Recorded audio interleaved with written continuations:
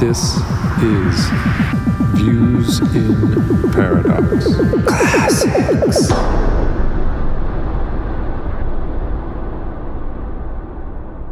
Welcome, any and all, to Views in Paradox Classic Edition, or Classics Edition, in which three self-proclaimed filmmakers attempt to further our education by dissecting a series of seminal classics going all the way back to the silent era. I'm your host, John Olson, and I will be joined for the entirety of this series by my intrepid colleagues, Jose Venutlo and Danielle Gibson. Welcome, Jose. This is your... Hello. This is my intro. Okay. Hi. And welcome, Josie. Welcome, Danielle. Hey. All right. Off to a smooth start, as always. So basically, just to kind of give a little bit of rundown of what this series is, we have decided on 9 sort of classic films ranging from this film, which is Nosferatu, up to we go all the way up to the 70s with House is our last one. So basically we each picked 3 films to do a series of 9, and we'll see if we like it, and if the audience likes it, maybe we'll do another series. But first, we got to get through this one. So as I mentioned, today we're talking Nosferatu, which here we'll do some credit business. Directed by F.W. Murnau. This film debuted in 1922, although it didn't debut in the States until 7 years later in 1929. So this film is, 98 years young, almost a century back. That's about, film's only a little bit older than 100 years. It's crazy to think how much it's evolved in that time. Danielle, this was your pick. I feel like I kind of pushed you into it, but I got excited when you named it. So yeah, that was, I kind of like clung to that. Yeah, that was like the thing I mentioned, the first film when I was first pitching you this, that you were like, ooh, that one. So I'm glad that you stuck with this one, because I was having a really tough time eliminating picks. And this is one I really also wanted to see. A silent film. We watched the free version on Amazon Prime. I think we all watched the same version. Is that correct? You guys watched the one I sent? Yeah. I think I can. So what's interesting about the version that we watched is that, contrary to what I've always heard, he is in fact referred to as Dracula throughout the film. So yeah, this film was an unlicensed adaptation of Bram Stoker's Dracula, and they were subsequently sued by Bram Stoker's widow over the rights to the film. And all of the original prints were destroyed. And for some years, the movie was thought to be lost. And then prints were found and restored so that we have it today. Because it's like nukes. You tell people that you're going to destroy them all, but then there's always one that you keep aside, right? Yeah. And there's been some effort about trying to retrieve the original subtitles. So there's like a bunch of different versions of the subtitles out there. I don't really know how accurate the version that we watched is, but it does refer to everybody by their novelized names. The film tried to get out of the lawsuit by changing the names. So Dracula became Count Orlok. Harding became Hutter. They were all kind of changed from the names that we know. But the version that we saw gives them their names. So we see Van Helsing, we see John Harding, we see Count Dracula, Nina. Like, if you've seen other versions of Dracula, you'll recognize all of those names, if not necessarily sort of the actions that happen in the film. What are some of your guys' just kind of initial thoughts? Danielle, I'd like to start with you since this was your pick. Yeah. Kind of gut reactions, things that maybe surprised you or didn't. I actually enjoyed it a lot more than I thought I was going to. I think I was whenever I think of like early century, I guess, cinema, I was like expecting to see these like really long takes of like just like all of this action and then like not really seeing as many like captions, but I felt like it was a lot more carefully crafted, and I was like, why didn't you give it more credit than that, Danielle? But I thoroughly enjoyed it. But there were moments that, of course, were comedic to me. But this is probably the film that made those tropes that are funny nowadays. We can talk about like specific moments more, but I enjoyed it a lot more than I thought I would. So Nice, Jose. What did you think? I'm gonna trail what she said because I ended up enjoying it more than I thought I was gonna. I don't know what's gonna happen with Metropolis, but at least with this film, because like we're used to a modern narrative, so then this felt. And I'm looking at my notes. If I get a little distracted a little bit, it's because I have my notes next to me. This reminded me of a student film, actually. Mm-hmm. And then it's because, I teach filmmaking, I teach directing, and then you see how people are not used to the language of filmmaking, and then they tend to go a lot of proscenium view, like basically just putting a camera in a wide shot and then show everything as if you're looking at a theater performance. And then I know that in these times it's probably because they didn't have too many lenses to like photo, like telephoto lenses and stuff like that, but it did feel that the way that the story was told reminded me of a student film, of the way the narration and filmmaking happens when you are not like seasoned on it. Yeah. And you and I, for the viewers out there who don't know, Jose and I went to film school together. That's where we met. And when we were there, I feel like we were one of the last classes to actually be able to shoot on film. And so our first films were on black and white, 16 millimeter reversal. Right. And, the quality of those films looks a lot like kind of this time. And I give some leeway to the look of the film because we're looking at like copies of copies from the 20s. Right. So the original may have looked a lot better. Like it's really tough looking at this film by modern standards, like you said, Jose, because we're so used to things being like, if they're not perfect, we give them a hard score, Right.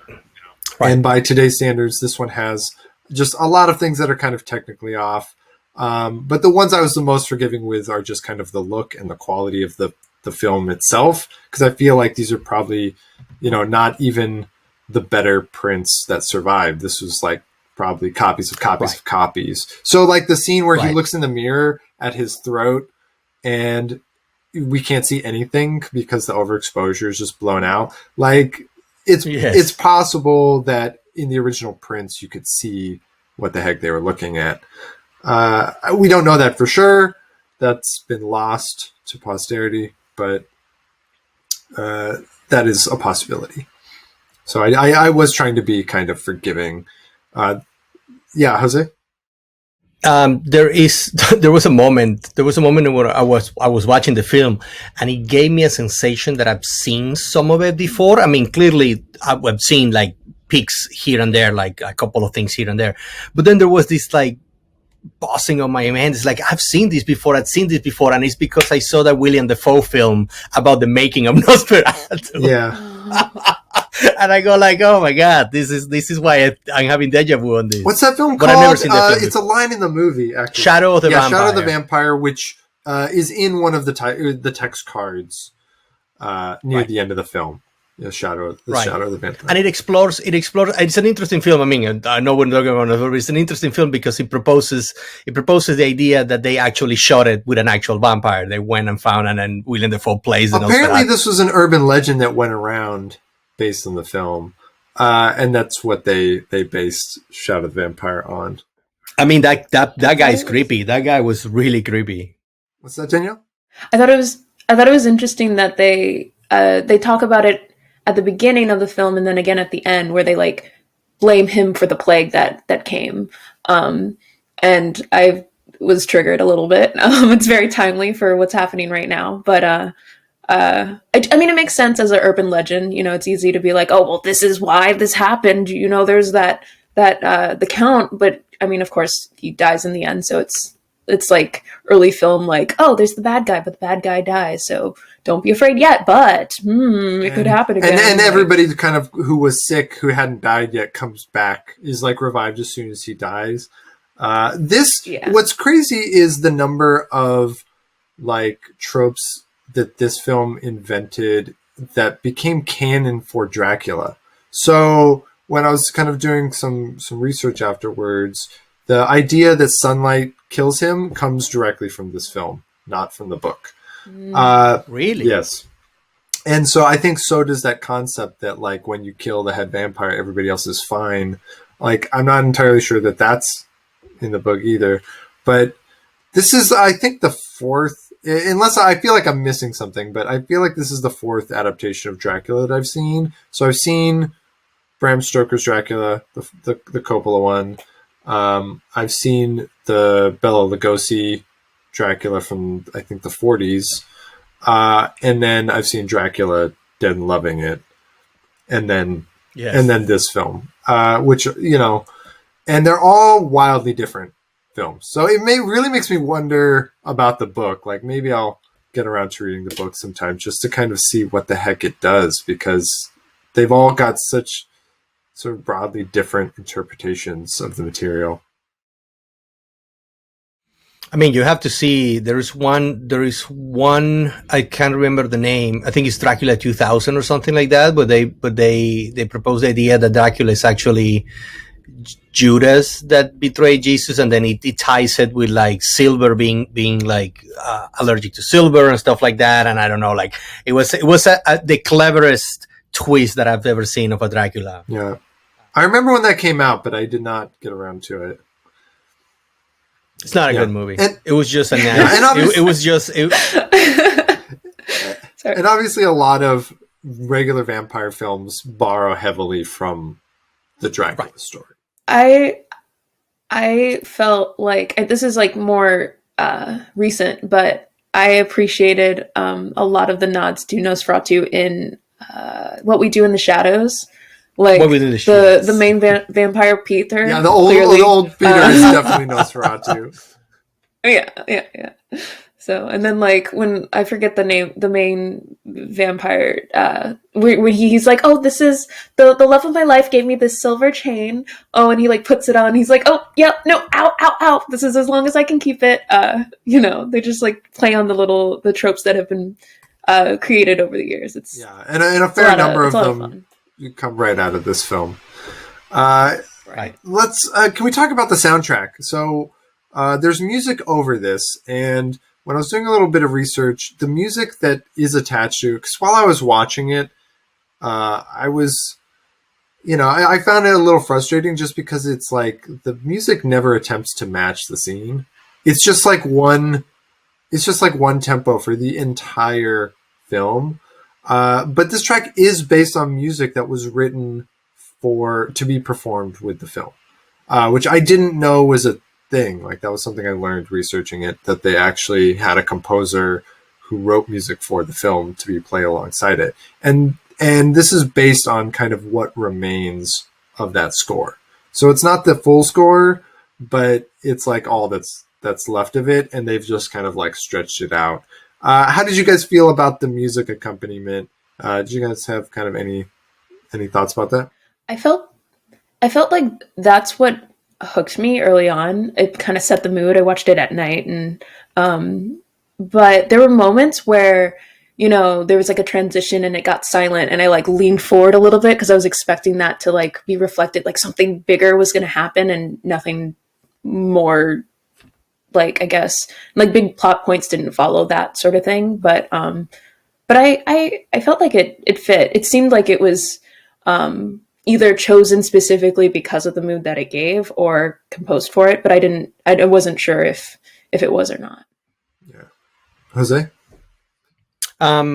I mean, I feel like you. I feel that the music didn't match. I was wondering also because, like, you know, as you said, like the original copies were lost. I was wondering if this was just a placeholder that somebody put in there, or wasn't accurate to it. But I mean, I think like Danielle, like it's just, it doesn't feel that it follows what is happening on the screen, and it misleads you because it's one of the things that it's one of the things that we react on movies, but we're not aware that we react in music. Usually it lets you know what's going to happen before it happens, or it lets you know how to interpret a specific scene when it could go positive, negative, or neutral. And then the music is the one that's telling you this is a bad moment, this is a good moment. So Nosferatu felt like this is always the same moment.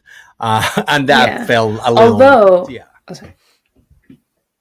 Although I felt like at the beginning, the main characters were so happy-go-lucky, and like, you know, we saw John and Nina and they were so in love, and then, you know, you see all these moments where it doesn't seem like it's going to be a scary movie, and then it kind of reminded me like, this is a serious thing, like, yeah, they're happy now, but it could have been like, it could have more specifically followed the scenes, but I didn't mind that it was there because I was confused at first. I was like, oh, everyone's happy, this is not just like a one-note kind of like play where everyone is indicating acting wise, and I mean they were, but for sure. Actually, on that note, talking about the acting and like early in the film, like I was kind of cracking up because John, our would-be protagonist, I guess, gets so excited about the prospect of a client in Transylvania, and Nina is like so horrified. She's like, "Don't go," and he just like doesn't give a crap. Right? I was like, "Way to like not even a little bit. Way to not be in touch with your wife." I think they're married in this version, right? It's like they were married. Yeah. Way to not be in touch with your wife and what she's thinking. He's just like, "It's gonna be great," and she's like, "Don't do it." I was also, I anticipated this because I saw some of your notes about it, and I knew that you were going to comment, and so I made a note about it. Because Rainfield tells him, like, this is a good chance. He tells him the Count is going to spend a lot of money, and he's very loose with his money. So then he's excited only because he's going to make a fortune out of this. It's like, hey, I'm going to Transylvania and coming back. And then it took me a moment to understand that gladly they stated there, because all the other iterations that I've seen of Dracula, he eventually comes to America or goes to England. But this is from Bremen to Transylvania. So this guy just traveled through land. I have no idea why Dracula ended up traveling through boat, but you know, because it wasn't that far away. In the novel, he goes to London. It all takes place in London. Okay, yeah, there you go. Yeah. So in this case, it's Bremen. Yeah, they at least it's not Berlin, right? It's all right. I'm trying to remember what the train of thought I had was. Your name is John Olsen. My name is John Olsen. Yes. Remember all the things. So,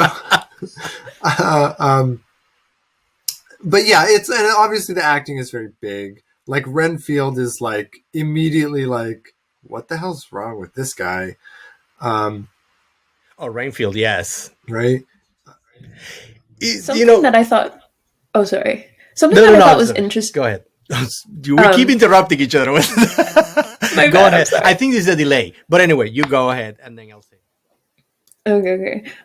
Something that this made me think of is like the need for actors to indicate versus like, you know, when sound became a thing, there like that need immediately went away, but like obviously that did not stop. So I appreciated it more because everyone could stay on the same page. Everyone could tell like, oh, this person's definitely angry or this person's definitely excited. Like there was no confusion in that. So it made me understand why people do it more now, I guess.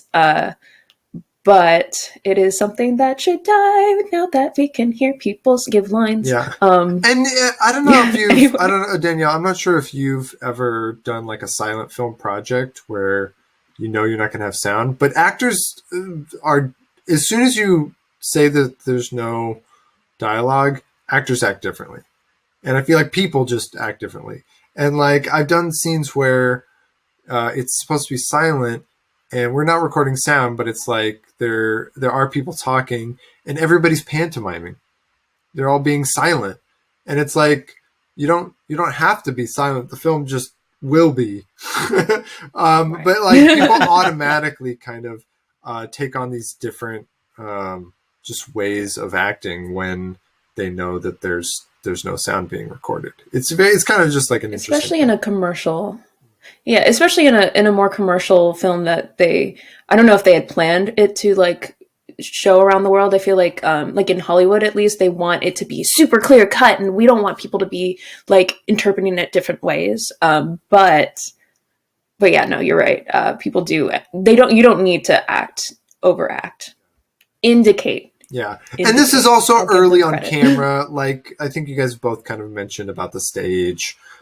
So it's kind of, it's easy to forgive the film some of its verboseness in the acting because it's a new medium. Like, you know, people don't even kind of know how to watch films yet, let alone make them. So it is something that you have to be very forgiving about. In sort of comparison to other iterations of Dracula, I was shocked at how much time of the plot is spent just like going to Transylvania and like courting Count Dracula to come back. Like so, like very little of the film seems to actually take place back in the city in Bremen, whereas in other versions of the film that I've seen, all of the action takes place in London. And like this is just the beginning, but this movie focuses almost entirely on the beginning, and I felt that was kind of strange, just like how long the setup, how much time they spent on the setup, and like Nina's whole thing about dreaming while he was away and thinking that he's dead. Do you guys have thoughts on kind of the narrative structure here? Or just like that. Yeah, either. Jose.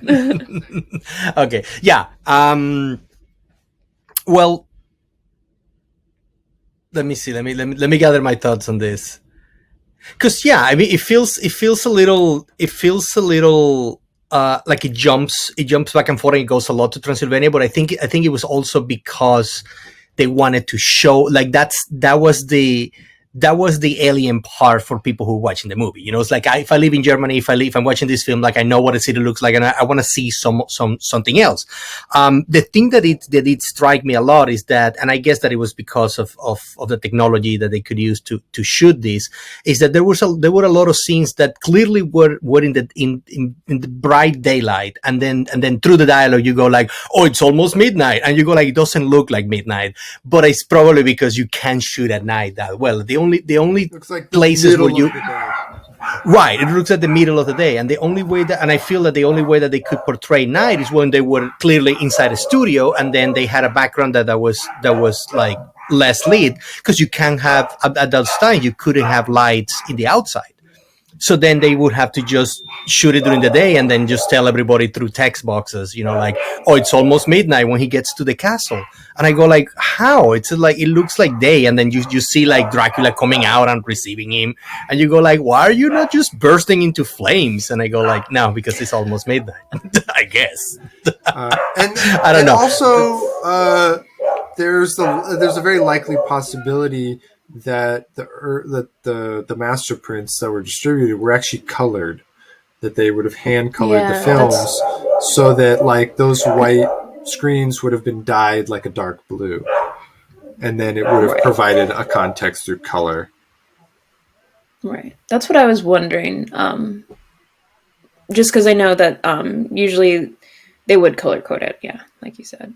Yeah. Like if you guys have seen Hugo, they talk about it's about George Méliès and who directed Trip to the Moon, and they actually talk about in that film how they colored a lot of the shorts by hand, and it's crazy because you're just like going with an eyedropper and dye and like coloring them frame by frame. Right, frame. And at the time it was probably like 18 frames a second. And it wasn't even like the whole frame. It was like individual people's clothes. Yeah, cells. Like, just like, yeah. And you're talking about like 8 or 16 millimeter film. Like they didn't even have 32 millimeter back in the day, so they're just like these teeny tiny things that you're like having to probably, wear like a scope on your eye just to see what you're doing. It's like the dedication's pretty incredible when you think about that. I wonder though, when you were talking about like they shooting a lot of Transylvania, there's a lot of like wide shots of like the mountains or the forest, and I wonder if they actually travel somewhere, or they just choose mountains and forests that were close to whatever they were shooting and then like make it pass as it is. Because like there is interpretation of doing films right now where there is already a structure and a narrative that has been evolved for over 100 years, so eventually that you can trick audiences. You go like, oh, these mountains is in like Fiji, and then nobody can say no because you can't see anything else. But back then, what would be the interpretation? Like, would they think like we need to go to Transylvania, we need to go to Romania to get some wide shots, or we can just make the Black Forest look like if the forest over there and nobody's going to notice? Yeah, I think you just find the best mountains you can, because at the time people would have been even more ignorant about location. Right. So I think you could kind of get away with even more. I do think that the landscape photography is some of the better footage in the film, along with the Van Helsing sequence where he's teaching his students, and we get the kind of nature doc B-roll. Right. I thought that was some of the coolest footage in the film. Go ahead. I think, and this is something that impressed me, like, because, I mean, and I guess it's because of the print, but the inserts were very well done. Like every time that somebody picked a letter, then it was like the shot of the letter. And then when Van Helsing was showing about like the carnivorous plant, and then they got a freaking shot of a fly. I mean, that's not a visual effect. They probably just sit there with one of these plants and then put a bunch of flies until one got caught up, and then they got their instant. They were like, oh yeah, finally something happened and we got the plant. You can't plan these things. Yeah. But they were very well shot and very well used. Like screen direction, like all this, and again, I'm coming from the perspective of thinking of it as a student film, like thinking of it as somebody like exploring narrative that hasn't been established already as a science, as filmmaking is right now. So then I was very impressed about that. Yeah. Well, there was a lot of like visuals, like symbology, with like the Venus flytrap plant, but also like when they had they kind of go out and like state it, what the reason for it, but when we see the fox and the horses running away, and then they're like, oh, sometimes animals sense danger that men don't, and it's I mean, yeah, again, it goes with the whole like one of my favorite one of my favorite parts is when he's in the bar and he's like, oh, I'm gonna go to Dracula's, and we get the reaction shots of everybody. Like the bartender has like my favorite moment in the whole film where he's just like, he just does this sudden look up for our audio listeners. He does this sudden look up and everybody's just like dun dun dun. You can almost hear it. You're going down. That like, oh, he's just so ignorant of it too. Like John Harding is such a funny character in this film because he just seems like so kind of oblivious at times to the danger. I guess, yeah, maybe there's a message in there about greed or something to that effect.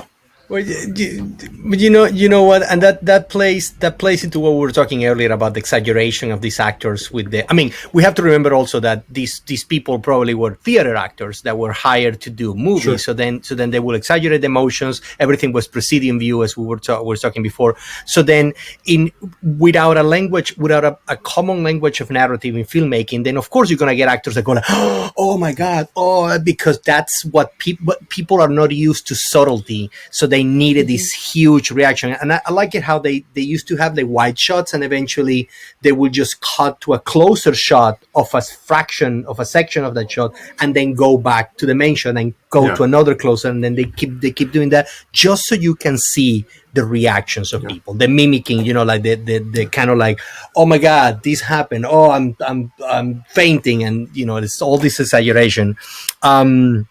There's one more thing I wanted to say about these, but I don't want to monopolize. On that note, I felt like the most egregious kind of mistakes throughout this film are the jump cuts, like on a technical level. Yeah. There's a lot of jump cuts, like they don't cut on action properly. They're like delayed cuts, or there is like the jump in frames that you get.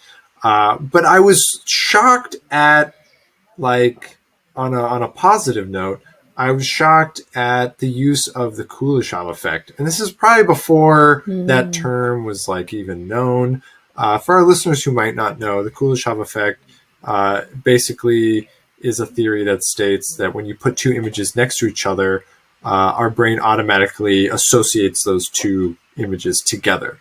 So this is like why you have cut, reverse cut, or you can use things like, because they use it heavily when Nina is having her dreams, and then we cut to like Orlok or Dracula haunting Harding, and like we can tell automatically that she's dreaming about that. Like this is the Kuleshov effect in full effect. And I was really impressed at the level to which that is used in the film. It feels very advanced for something from 1922. Whereas like there are sort of these technical errors, there's also like theory and practice in this film that I think was really impressive. Should we talk about some of the more maybe controversial elements of the film in Count Dracula himself? So this film is a German-made film, and the film has it's been debated, really, but the film has been largely accused of him being a sort of anti-Semitic depiction of an outsider, like this outsider coming in, bringing plague, it's been accused rather heavily because even in the 1920s, the Jewish population was experienced this sort of persecution and stereotyping. I feel like we before we started rolling, Danielle, you had some thoughts on this. Sure. Yeah, I don't know if it's because I'm so far removed from, I'm in Maryland and it's 2020. But I didn't notice it at first until I read it. And when I read it, I was like, oh no, that's 100% probably what happened. It's not an accident. I'm taking a history of animation class, and we're talking about how, especially in the early 1920s, there's so much like racist caricatures of different types of people in all media. And it's just really easy to play on people's fears of whatever hate is popular in that time period, I guess, to make it scary, to make it relatable. And it's not okay at all. It's pretty bad. So I don't doubt that there was some thought put into that. I kind of felt like there is an argument that it was less intentional because the director was actually homosexual. There are historians that believe that and also there were Jewish people who worked on the film, and so there's kind of this thought that it was a societal influence. And when I read that, it reminded me of the 90s. We Still Love Friends, and it's full of homophobic jokes and humor, and there is just kind of this casual way that society propels these stereotypes that even if you are an affected party, you can still fall into that, right? Just because it is so pervasive. So I feel like on some level, yes, this movie is promoting stereotypes that are not cool, and it is a lot of fear of the other, and like he's got the big prosthetic nose that seems very obvious in retrospect, but I kind of feel like it wasn't done viciously, but that it was done because of societal norms, and like, you know, if given some time, you know, and having it had point out to them that the filmmakers might have regretted some of those decisions. That's kind of my thought. You know, I get that. There's no consensus on that because it is 100 years old. Right.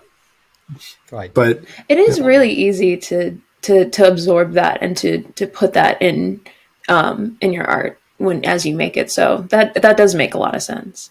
Yeah.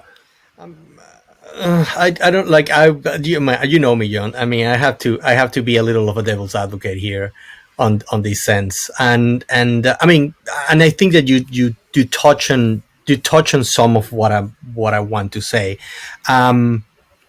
If you look at Nazi posters that were depicting the Jews, then yes, you do see a resemblance between how the Jews were depicted in these posters to what the Nosferatu Count Dracula was depicted. Now, that being intentional is what I'm siding with you. I don't think that was intentional. I think that was a part of zeitgeist. You know, like it's like a person might be just doing something without the notion that they're doing something, perpetuating a stereotype.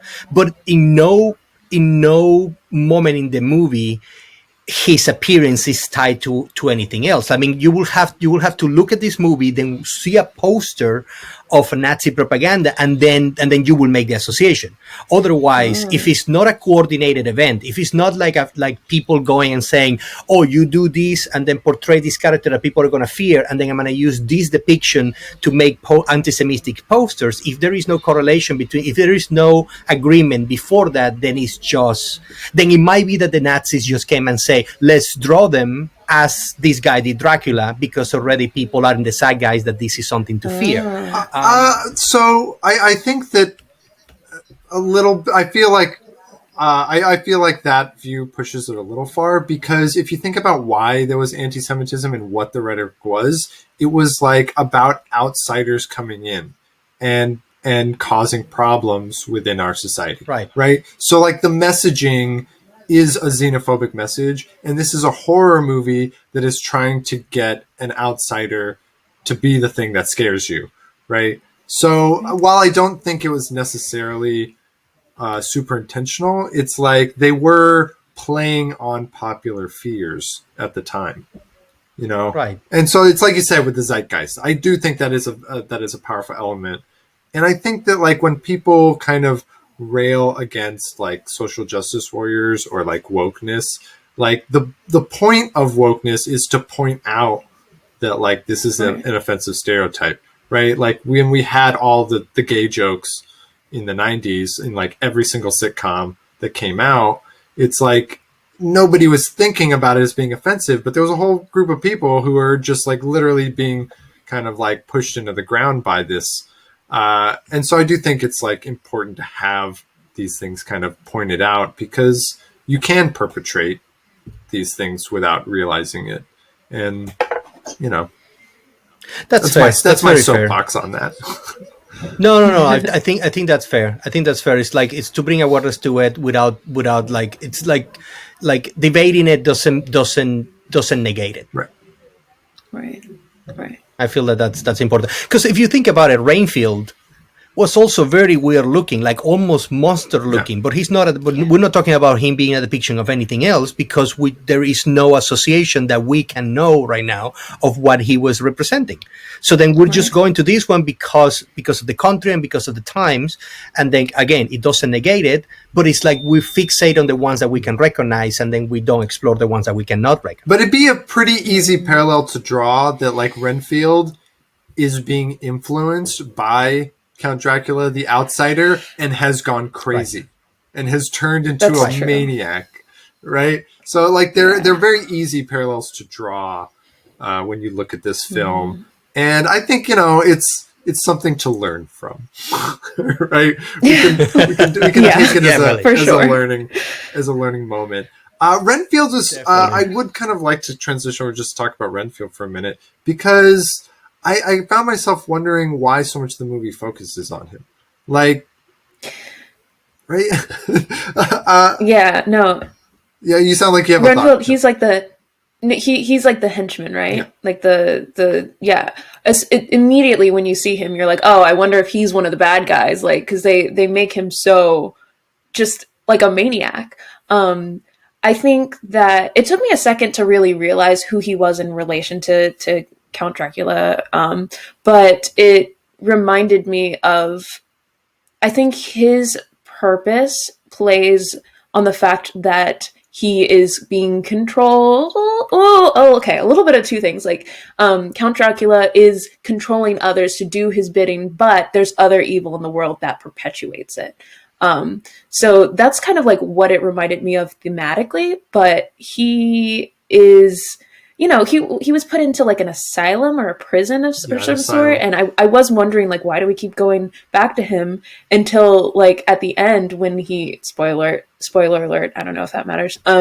When Count Dracula dies, he's like, oh no, master. Like, he just knows. It's like this like feeling that he has. I was almost expecting him to die too, but it does seem like his whole purpose is to announce that Dracula is dead at the end. Like, when you get that scene, it's like, okay, like, I guess that's why. But like, he has this whole escape. That the town gathers like as a mob to go after him. Right. And like, we spend a lot of shots on this, and then the scene where they catch him also, I was very thrown off. I thought he died. I thought like first right, we see this like weird scarecrow looking thing, and it looks like they just tear it to shreds. I was like, did they just like lynch Renfield? Like, I didn't know what happened, and then we see him in the asylum, and I was like, oh, I guess they just carted him back, but it looked really violent there. Oh, is that how that read to you? Because I never I remember I was a little thrown aback by clearly there was like a shadow figure on a hill, and then they shredded to pieces, but I never connected that with them catching Renfield. But that's what's happening. It's very confusing, though. I would say it's the most disorienting part of the film. When I first saw that image of, I guess, the scarecrow like off in the distance, my immediate thought was like, oh, he got away, like he's off in the distance. But then they went and ripped him to shreds. But at the same time, I didn't think that was actually him. So I was like, oh, did he get away? And then to see him like in captivity afterwards was interesting. Yeah. But it made me like, at the end, I realized, like, you see this in a lot of other vampire movies that implicate the vampires having their own like servants. That's who this was. Like, he was trying to get John to go to Dracula, and I mean, I don't know if, like, part of me felt like he was like trying to send him so that he could feed, or he'd have someone, because the locals like knew better than to go in.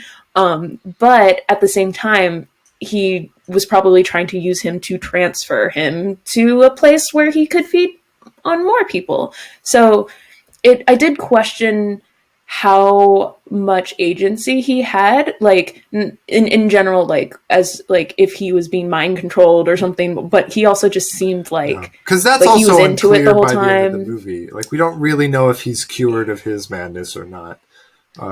Right, especially with that. We can talk about this in a second, but especially with that whole like, oh, the only thing that will cure this madness is if a pure-hearted woman will like basically sleep with him at the end. And I was like, we'll wow, just like sacrifice yourself to him. Yeah. You know, there are a couple of things. You've touched on a couple of things. I'll try to be brief about these, but one of them is that first, when they're chasing Renfield, freaking Renfield is like super agile. That guy was just jumping on things that you see, like, he looks like an old guy, and then suddenly he's just like doing stand-ups, and then just like I don't know, like he's doing like crazy acrobatic things, and you go like, oh, he is a familiar. The thing is that we don't have a backstory for him. Like, the moment that we see him for the first time is when he's with Jonathan, and he's so excited about sending Jonathan to Transylvania. And by that point, he's already being controlled by Dracula. Like, so at some point, you kind of like start thinking, like, the only way that I can tie this is that he went to Transylvania, he got bitten or something, or he became a familiar, and then Dracula sent him back to Bremen and said, okay, now you're gonna be my pimp. I'm gonna ask you to just like find people to send to me, and then that's what Renfield does. The thing that I don't understand is that everybody, as we were saying at the beginning, like Dracula dies and everybody just suddenly gets better, but Renfield, like, he is sad that the master died, and he says it. Like, the moment that the master dies, Renfield should be like waking from a dream and being like, "Oh fuck, finally I am." Can we say fuck? Yeah. I guess I'll give it the explicit tag. Beep beep. But I don't know. It feels like he was very agile, and then it feels like he was a familiar that we had to understand that his backstory was never told. Yeah, Right. this film does. I was also. Oh, sorry. I realized that this came before a lot of probably the tropes that I'm thinking of, but part of me was wondering if he had some sort of power, or was some sort of like, because he was probably bitten. I this is all assumption. I assumed that he was bitten, and so part of me was like, is he also a vampire? But then Jonathan was bitten, and he was fine. Yeah, or was stricken version, ill. When Dracula bites people, they don't seem to turn. He just is eating them, right? But he does have they do refer to him having servants at his castle. There's like the weird coach driver. So he has his powers are super unexplained. He can like go through walls sometimes. He's super strong sometimes. He has telekinesis sometimes. Yeah. He can like control people even if he hasn't bitten them, more so at night. Well, I guess that's the telekinesis. Yeah. You remind me of something that I found, like the funniest part to me in this film is when after the boat arrives and then they look through the manifesto and then figure out nobody's alive and so on, and then when everybody clears, then suddenly it's like freaking Count Dracula just grabbing his coffin and then just walking away from the thing. He's so strong in that scene. I was like, man, but it felt so funny. Easily. This guy just doing. Just like he's just grabbing the shit and just walking around and finding where he needs to stay, but kind of like not like kind of like looking to not be seen. And I go like, why are you like? Aren't you just like you? Don't you have servants to do this for you? He's just carrying his coffin. It's like this little bit. This is my bed and my land because he needs to sleep in that. I like that it had the soil in it. That was like a different take on it. Mm-hmm. And the rat. Yeah, the rats. The rats have been a recurring image of a vampire. When you open a vampire's coffin, then suddenly it's like vermin. It's not right. It's vermin. Yeah, and it has to do with the plague. It's a canon. One thing I found kind of very jarring and just odd structurally about this film is that it doesn't seem to have a protagonist. Like it's got a lot of distance from the narrative, especially once Dracula gets onto the boat, right? Because it's like we follow the captain for a little while, we peek in on Nina, like we have one and only one scene with Van Helsing, who comes in halfway into the movie, and I was like, oh, okay, here's the guy who's going to solve the case, and then we never see him again. And like he just kind of demonstrates to us that there are vampiric things in nature. And like that was kind of interesting, but he's the one who like solves the case in pretty much every other version of this, right? So it was very strange that like Van Helsing came in, and like we spent a bunch of time with Renfield and his break from the asylum, and just like these shots of like coffins coming down the street, and there's no like hero in this story, right? It's kind of Nina. So I want to bring it back to what you were saying about Nina. It's kind of Nina, like she does what she's not supposed to. The husband's like, don't read, how dare you read? and she reads the passage anyway, and learns that she has to give over herself to Orlok, or I keep not knowing what to call him. So there's a couple of things that I wanted to mention, and I think that you touch upon them a little bit, but I wanted to mention like the specifics of it, because you mentioned when Jonathan was at the bar at the inn, and then he's like and he mentions Count Dracula, right? And then this is again going back to the fact that information keeps being given in this film at some points as as I've witnessed in student films. There is no reason for this man to say aloud, "Oh, I should be eating right now because by now I should already be in Count Dracula's castle." It's like there is no reason for this character to walk into a place and announce where he's going aloud, except for the fact that the plot needs it. Right, and then they give him the book on the vampires, and then they give him the vampire. So there is information that is being forced because they couldn't find any other way to do it. Like there is this text box that says. That talks about the powers of the vampire. Oh, he brings soil from the ground because that's the only. No, the textbook says through studies, I have figured out. And then you don't know who is. You don't know what like story it must is. be Van Helsing, but the fact that he never comes back into the narrative doesn't really support that. So it's just like they're showing you something, and then at the same time they're giving you a textbook to explain what is happening because they couldn't find a way to show it to you. And I witness that constantly when a person that doesn't understand visual narrative can't find a way. So then you have the text message or the famous call where a person is narrating their entire relationship with another person because you don't know how to show it on the screen somehow, right? Yeah, exactly. I mean, it's a problem that every filmmaker has to deal with. Is like, how do I handle exposition? What was that, Danielle? I felt like there was a lot of that in his letter back to Nina. As he wrote, like, "Oh yeah, this is what my night was like. Oh, but don't worry about me, even though I'm talking about having 2 large possible spider bites on my neck, or like I had these terrible dreams. Oh, but don't worry about me. I'm totally fine." Like, it seemed very expositional, very plot for the plot. But also they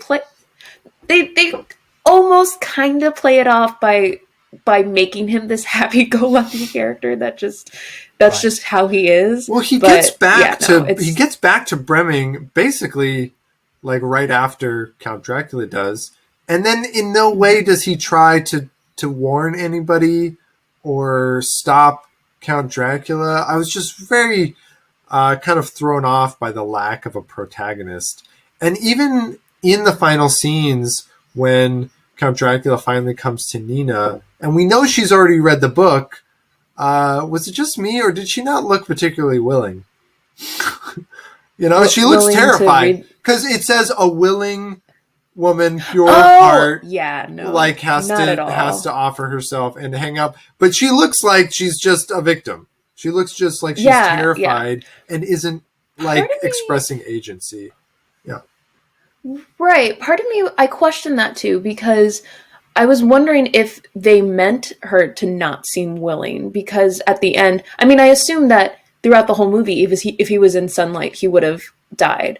But I was assuming that, like, if he did, like, feed on her, stay with her the night, he would, like, I assume this might be a wrong assumption, that he might become more human. He might be like free of whatever curse is on him, but no, he died. Yeah. So part of me was like wondering if they did that on purpose, but also, I don't know. It did play a lot on her just being. I don't want to say that she was just a pretty face, but a plot device, but like a bit of a sexy lamp, unfortunately. Well, the other thing is that you get all this information, again, going back on the fact that information is being thrown without showing you how they get to that. I mean, They have a book about vampires. Like, where does this book come from? Who studied vampires at some point and then figured out that a willing woman should just, like, all this stuff is just like suddenly comes. It's like, hey, this is what's happening. This is a thing. Don't worry about where this comes from. Just follow the thing. And also, like, if this comes from 1443 and we're in 1860 something, you're gonna tell me that in 400 years no single woman have ever been that in love with a person that is in danger that would have done what Nina said? Like, to me, a vampire wouldn't even live 50 years if this is the way to kill it. Right. Oh, think about it. So her being willing to be fed on would have saved the victim, not no. What I'm saying is that it kills the vampire. Okay. Yeah, it kills the vampire. See, I was not I think I was a little bit more optimistic in my assumption the of what way it that would do. the way that I understood it is that if when a willing woman of good heart gives herself as food for him, he loses track of time, and then he finds himself in the sunlight at dawn, and then he's like, "Oh fuck, it's dawn," and then he dies. But yeah, I was Because very he's- confused Okay. if any sunlight could kill that him, makes sense. or if only sunlight after this particular scenario could kill him. I was very kind of confused on that. That's not explained, Right, yeah. and I think part of the confusion actually comes down to some of the historical context behind this film.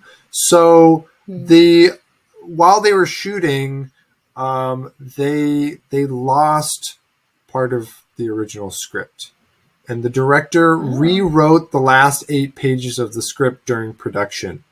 Like for whatever reason, like he was following very closely the director's script, and apparently the director had even like offered essentially storyboards and like was very specific about how he wanted things, and the director was like following this in a very kind of different workflow than we're used to nowadays with filmmaking, where those things are the director's job, not the writer's job.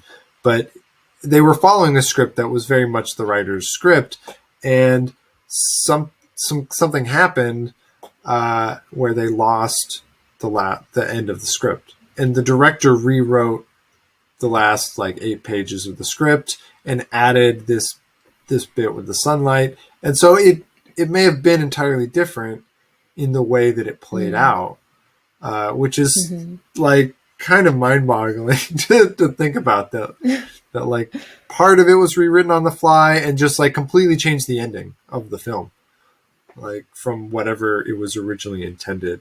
So you hear stories about like these kind of accidents that wind up affecting film, and like in this case affecting film history, because the ending of the film is something that's like that shot of him disappearing in the sunlight's very famous, and it went on to influence every vampire film that ever came after, that sunlight kills the vampire.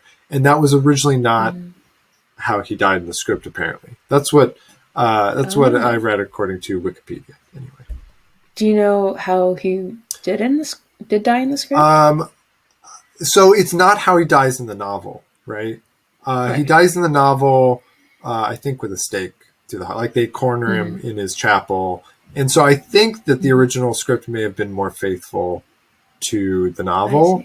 And they just wound up changing. But it's been lost. Like we don't really know how the original script went because it's been lost to time. So something that I noticed is we don't see a ton of like physical violence in this. I feel like there's one moment I wrote 54 minutes in where I keep forgetting his name, the henchman guy, creepy guy, when he's like in the asylum and he like bites someone's neck. Like that was like the most violent thing we see, and it seemed to be like this like climactic point. It happens and then it fades to black and then something else is happening. So I don't know if like, I mean, it sounds like, he lost the pages of the script, so he redid it because of that. But part of me is like wondering if they also wanted to censor it and not have too many scenes like that. I don't know. It's possible. That's a speculation. Because most of the violence is implied. We get the shadow work with like the hands over, the body, which I love the shots that use the shadow. Yeah. So good. Yes. That's one of the images I remember the most from like just seeing it in film school when they're like the hands, the creepy hands. Yeah, the up the stairs. Grabbing her heart. Yeah, the grabbing the heart shot is so good, and that's why I felt like it didn't look like she was very willing, because he they have all those shots where she looks terrified and then he like clenches her heart.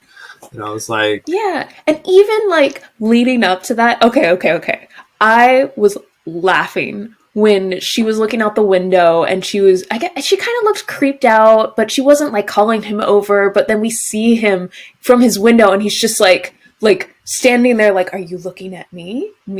Like that's almost how I took it. And he was like, oh my God, am I gonna, it just like, to me, it perpetuates this like idea of like being owed, like affection from women. And it made me really mad. Just on sight. But it was, Yeah, like he was, but like also maybe he was the way he was because for 400 years he never got attention from anyone, or I don't know. That's what it implied. That's what it reminded me of. He's Was it immediately intentional? attracted I don't know. to Nina via the photograph. Yeah. And like he feeds on apparently hundreds of townspeople while he's there. It's hard to tell, but there's like a parade of caskets. And I was like, is Nina the only pretty girl in Bremen? Like why is he infatuated with her? I'm not entirely sure. But we don't see a whole lot of other females aside from maybe like old ladies kind of in the street. Mm-hmm. Yeah, I mean that's what I'm saying. Like, you're gonna tell me that in 400 years this has never happened to this vampire before? Like, that's just weird. Like, it's just like, I don't know. Like, it fits the narrative for the purpose of the narrative. But I can't believe that in 400 years of his existing, no woman have ever like done that. You know what I mean? Like, and kill him that way. Well, maybe they didn't have. It also that might be book. like how he sees it. Oh yeah. But yeah, you have. One thing. One thing that I wanted to mention that I found that like it's creepy, especially because of the times, as Danielle was mentioning at the beginning, is like when the plague starts coming and then they don't know that it's Dracula, and then there's this text box that says that the towns there's a name that it's not the governor of the town, it's not, but the town something, like the guys that gather in the town and then decide, they go like, do not bring your sick people to the hospital. Yeah, they go to the quarantine message because it's like stay indoors, like don't go out. I was like, oh wow, what an idea! 100 years later, this film feels awfully topical and like timely for No, but the thing that don't go to the hospital. Strike me. It's like don't get other people sick. Just stay in your house, die, and then you eventually will burn the body, and then that's it. It's just that's how they deal with plague. I mean, I don't blame them, but that's how they deal with it. Like, you get a postage and go like, you can't leave your house. Period. You're just like, what? Yeah. The plague. It was pretty wild. This film is a trip to watch, kind of going back. There are a lot of kind of unintentionally comedic moments, like when Harding first gets attacked by Dracula, he literally just hides under his bedsheet. He like crawls into bed and he puts the blanket up over him. I was like, really? That's what you're gonna do? Also, you don't want to like leave? Yeah. Also, why do none of the doors in Dracula's castle have handles?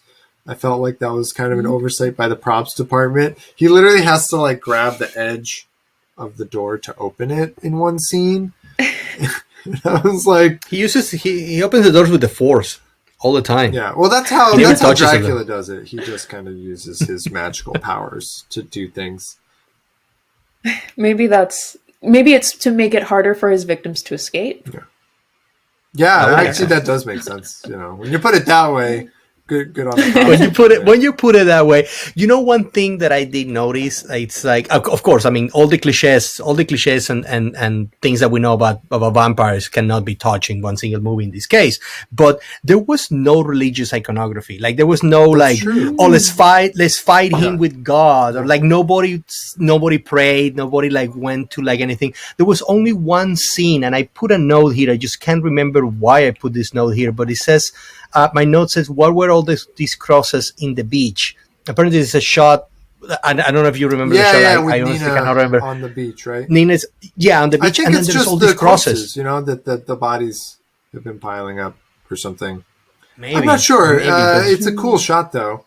But that is just about, you're right, though. That's about the only religious iconography that we get in the film, right? And then you have evil, you have Christian, a heavily Roman Catholic country, and then you're going to tell me that nobody's going to bring Jesus into this, which is something that is so prominent in later vampire films. Right? There's always the cross. Like, the power of Christ compels you. That's, I guess, Exorcist, but it's still that idea that like you use Jesus to get rid of evil. I mean, who are you going to call? Yeah, interesting. Who are you going to call? Jesus. Yeah. Jesus. God. One thing that I that was constantly bothering me that we haven't mentioned yet is the iris, the use of the iris on the camera. So like early on, they use it for some scene changes. And I was like, oh, cool. Iris for scene transitions. But as we go further in the movie, they use it all over the place, and I couldn't find any rhyme or reason to it. Like sometimes they do it on POV shots where like the iris is partly closed. Sometimes they just like will just use it randomly on these like shots where I was like, was it accidental? Like, was it intentional? They never use it consistently. Like they have this tool, and it's fun, but they don't really know how they should be using it yet. It's kind of the feeling that I got with the iris. That's kind of what I assumed, because I just kind of, I was like, okay, this is what this is going to be. Yeah. But it's like the J.J. Abrams lens flare of the 1920s, right? It was just, I mean, I guess that I noticed that too. I mean, the only transitions that I've ever done in this film are iris transitions. You just close and open, close and open. It's probably because there was nothing else to do. Yeah. I mean, you know what I've like, if this is obviously not going to be possible. Cut, right? It's a hard cut. It's that or it's a hard cut or it's an iris transition. But then sometimes there's shots that have the iris partially closed, and I couldn't figure out why. Yeah. You know, that was what it wasn't like a particularly. Yeah, like the scene wasn't particularly ominous. It didn't fit. I feel that it was kind of vignetting stuff. I feel that that's how I interpreted when I saw like the partially closed. I go like, this is a vignette, or they're using a very wide lens, and then it actually like goes above. That might be the case too. The opening of the film. Yeah. You know what I find interesting? Like, if of course this is not going to be possible, but if somebody gets a hold of the raw footage and re-edits this film, what could this film be by modern narrative? And like with music too, right? And transitions. But then you lose a lot of historical, you lose that preservation of history. You're rewriting history to some extent. Yeah, I mean, this is just a thought. Like when I entertain the idea. I feel like you could also bring new meaning. Oh, sorry. I feel like you could also bring new meaning if you clearly state, like you remix it somehow, and then you can make like a statement. If it's a short, like maybe not like the whole movie and be like, this is how it actually is or was intended. Like that would not be appropriate. Yeah. But you would be adding context that was not necessarily originally intended. Right. Like you'd be changing the vision of the filmmaker from 100 years ago. So I feel like on some level posterity says leave it alone. But I had that same thought, like, what if you just redid the soundtrack? Like, you could still have like the score that they have in certain places, but like you could have jauntier music in lighter scenes and like sad music during the funeral, because it all feels like we're at the Dracula's castle. So interesting. This is not irrelevant, but like, in my undergrad at Towson University, they had this, I can't remember his name, but this DJ had come to show that he remixed music to go with the Birth of a Nation film. And the way that they advertised it, it made it seem like he remixed, like re-edited it to make some sort of point, like against it, to like, to make a statement, if that makes sense. Yeah. Kind of like what we were saying. Because he, it was like supposed to be this like, anti-racism kind of thing. But then you go and you watch it, and I don't remember a lot of it because I just kind of blanked out because it wasn't re-edited at all. It was the like original, I think he did like a little bit of coloring with it. I think there was the whole like orange and blue thing for Night and Day, but then there's something else there.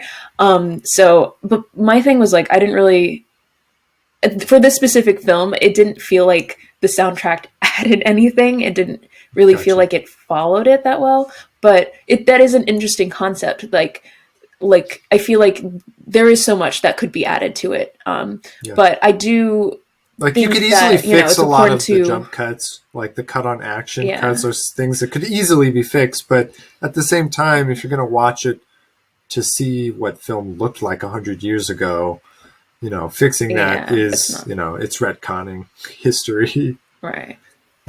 Yeah. Let me ask you both something. Mm-hmm. Like, if I ask you to hold your heart, how will you do it? Mm-hmm. Right?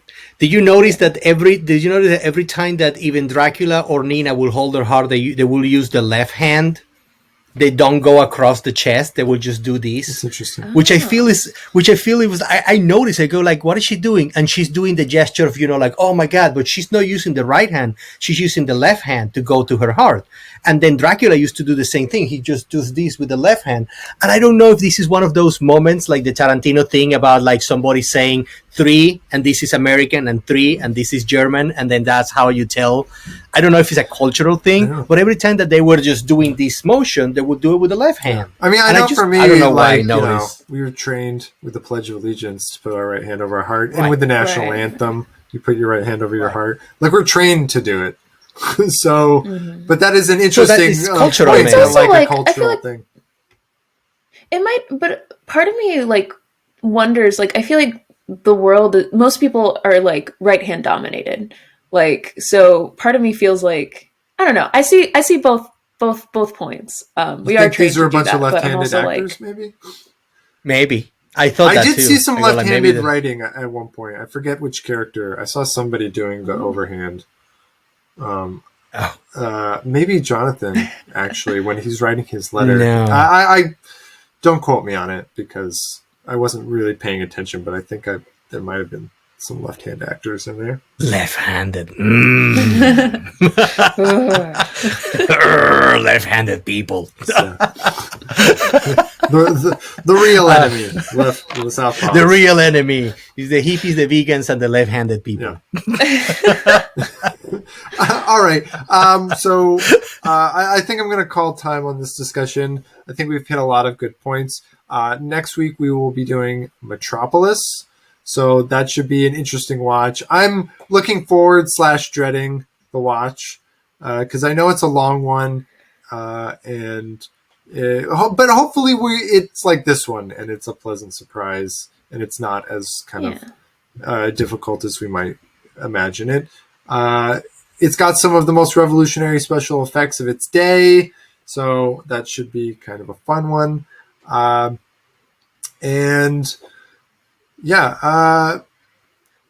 thing. Final thoughts. Final thought. There were no camera motion. Everything was just static. Yeah, all sticks. It would jump to something else, but there was no panning, no tilting. There was nothing. It was just simply static shots. And then it's like they had, I don't know, they didn't have the handle on the tripod and they couldn't move the camera. I don't know why. But there is clearly like this is just like this thing and then this thing and then this thing, but there's no motion. There's no motion whatsoever. I think actually, no, there is some panning during John's trip from the inn to Dracula's castle. But that's the only motion that I can remember off the top of my head. Right? And I mean, that must have been technical, not a choice. Yeah. But yeah, there's at least one that follows the horses in kind of like a really wide shot. It just does kind of a little bit of a pan with the horses. But most of the time, you're absolutely right. There's very little motion. Oh, and Nina was always wearing black. From the moment that Jonathan leaves, she starts wearing black and she doesn't leave. She mourns him from him leaving. Like it's just, it's so like details. Like she is like mourning him as if he had died. Did she die at the end? No, I don't think so. I don't think so. I feel like she died. I think she sits up. I don't know. Yeah. She sits up. Yeah. I don't know. I remember looking at it. It ends so why does she have to die? The movie just like ends.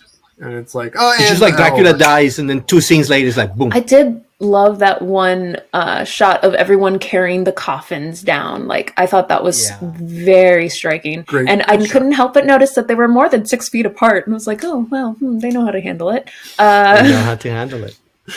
They clearly do. You could take a lesson, right? You know, when we watch Seven Seal, we're gonna go back to that because that scene that we're talking about Rainfield, that we are confused if the scarecrow is Rainfield. That shot of the hill with a figure on top, it's very iconic from the Seven Seal. So I think we're gonna talk about it when we watch the Seven Seal. We could give a list. We actually, unlike our regular show, we actually know all of the films we're gonna do. Just so that I don't forget any, I'm going to pull them up now. And I have them on a little sticky note. We're going chronologically, right? Like you organize them to go chronologically. They are somewhat chronologically. So what I did is I mixed them up so that it's like it's a pick from each of us, and then it's sort of chronological from there. So it's not. It's kind of like a weird chronology. Where are classic picks? Here we go. So the films we're going to watch in order. We just did Nosferatu. Next is Metropolis. Then we will do Seventh Seal. Then Seven Samurai. Then The Great Dictator. Followed by On the Waterfront. Then we will do The Bicycle Thief or Bicycle Thieves, depending on your translation. And A Raisin in the Sun. And our final and only film in color will be House. Which is something Jose has been dying to get me to watch for a long time. Love. I mean, I just want you both to watch it. And then, I mean, you'll see what I mean. You're going to have to wait a few weeks, but Doesn't matter. I waited already like a year for you for this thing. So that's the whole lineup that we have coming. It should be fun. Danielle, any final thoughts since Jose got in some last bits there? Do you have anything we missed that you were I feel like excited? I think the last thing that I thought about was the whole coffin thing. I felt like there were so many interesting visuals. I appreciated that the most. Yeah. And the sets were pretty incredible. Like the town set was fairly incredible. There's a lot of merit to this film, as well as just a lot of learning pains from early film, and the exploration of visual effects. Some unsavory societal holdovers and stereotypes. Maybe even early versions of stereotypes that would later become prolific. So we will try not to judge the film overly harshly, but nothing's perfect, and and I'm glad we saw it and be aware. Yeah, it's very good to be aware. This was definitely. I think this was all of our first time seeing this film, if that's correct. Yeah, and most of the films on the list are ones that we haven't seen, with just like a couple exceptions. So, where like Jose has seen House, I've seen Seven Samurai. But for the most part, we've tried to pick films that we haven't seen. All right, that's our episode. Jose, thank you very much. Thank you for inviting me. This is great, and I'm looking forward to all the other films. And Danielle, thank you as well. Thanks for having me. I'm super enjoying it. If you want to find me, you can follow me on Instagram at Danielle Stories, spelled exactly as it seems like it would be. Yeah, 2 L's. I guess. 2 L's. 2 L's and an E. Yeah, you can find me on Instagram at John and Paradox. There's no H in that. And until next week, take care of yourselves and improve your film education however you can. Watch classic movies.